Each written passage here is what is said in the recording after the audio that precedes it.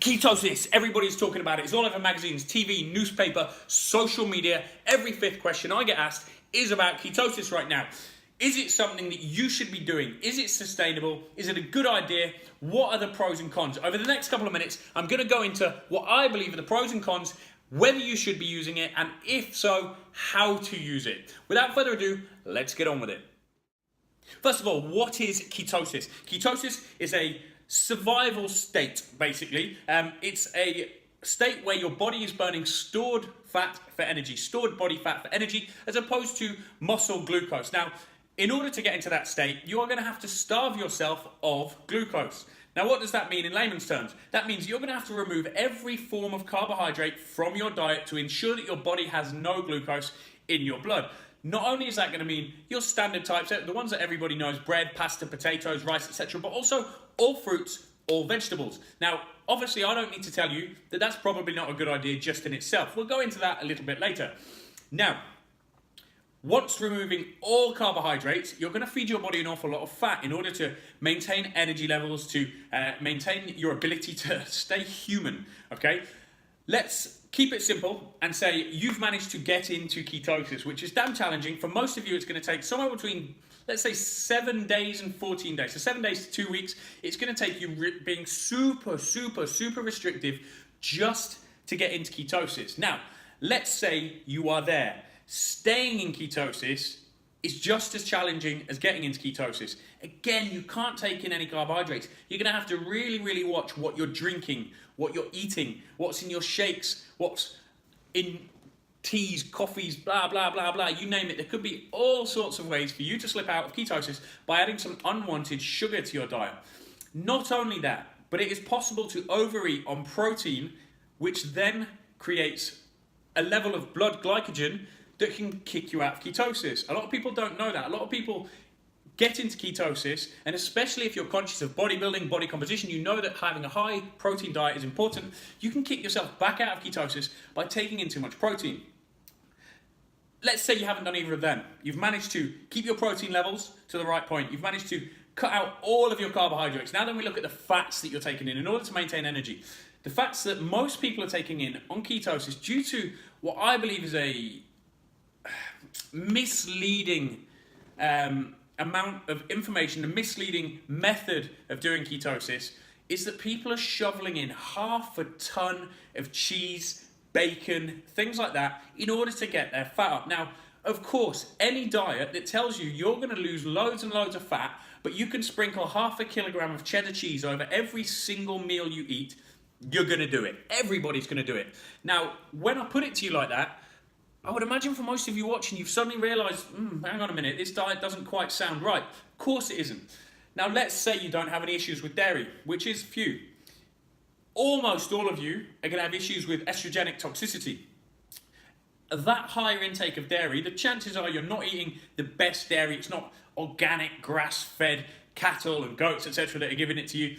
You're going to be taking in an awful lot of chemicals throughout this diet. So not only are you elevating your estrogenic toxicity by the fat choices you choose, you're also not taking in the vegetables, which would ordinarily help you cleanse and detoxify and reduce that estrogenic toxicity, but you're also taking in massive amounts of saturated fat, which of course may be fun in the short term, but in the long term, it's not going to do you any good. You all know this. Now, we've taken getting into ketosis, it's a challenge. Staying there is also a challenge. The interpretation of ketosis is that it's an open season to eat as much cheese and fatty meat as you want. In the short term, fun. Long term, not great.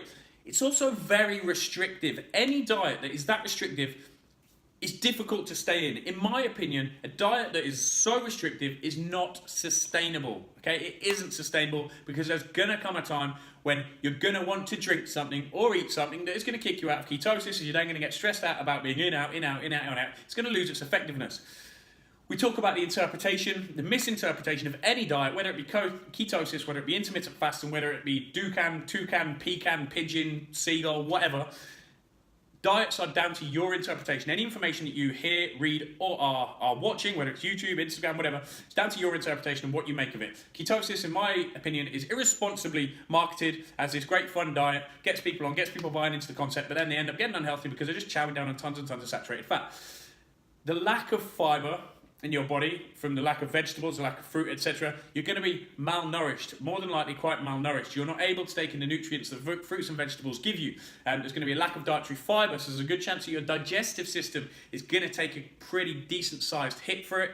As I've said before, fruits and vegetables are important for maintaining an optimal hormonal balance, for keeping harmful estrogens down, for keeping everything in check. Without them, you're going to have problems long term. Now, this has been 5 minutes of me taking shots at ketosis, just saying bad, bad, bad, bad, bad. If I were to say you want to do ketosis, how could you use it to your advantage? Number one, it's a short-term method. It's not long-term. I would suggest 2 to 3 weeks, you do a clean keto-style diet. Now, what do I mean by that? Moderate protein, yes, as with keto. Low carb, yes, as with keto. High fat, yes, as with keto. However, here is the point. Clean fats, nuts, avocados, oil, coconut oils, things like that. You still need saturated fats in your diet, so have a bit of bacon, have a bit of steak, whatever, but keep the fat intake clean. Don't use the diet as an excuse to shovel in half a ton of cheese. It's not going to do you any favours. When I say short term, 2 to 3 weeks, at the end, the completion of that 2 to 3 weeks, you will have got your body into a fat burning state. You will have made yourself more insulin sensitive. You will have taught yourself some dietary discipline, which is a very, very important thing. At that stage, when you're weight training, start reintegrating good, clean carbs at that point. Post-workout, start adding in some oats, or some rice, or some potato. Suggest for most of you 50 grams is a nice starting point. See how that goes for a week or two. Then start adding in another portion of carbs pre-bed to aid recovery, to keep cortisol under control, to help you sleep. A keto-style diet can be useful when done in a clean manner, done short-term, done in a controlled way. It shouldn't be open season for just chowing down on loads of super high fat foods that you like. Use it sparingly, use it intelligently. Once you've done that, start reintegrating carbs. They're necessary long term. That's going to be your best way of using ketosis to your advantage. It's not all bad, but it certainly isn't all good, and you shouldn't be doing it long term. There's obviously going to be people arguing for and against this, but that is the reality of anything. There is always evidence to suggest whatever you want to suggest. Now, in the real world, that's where it's important. Is it applicable? Is it sustainable? No. I hope this video has answered a few of your questions on ketosis and helped you to make a decision on whether you should or shouldn't be doing it. And if you choose to do the bootcamp period, this high fat, low carb, but plenty of veg and moderate protein, as I say, 2 to 3 weeks, I would stick to it, then start trying to reintegrate carbs slowly. I hope this has helped. Leave your comments in the box below. Like, share, tag your friends in it, anyone who you think could find it useful. If you have any more content, any more videos you want me to cover, any questions you have, I will happily get them on video for you. Bye-bye.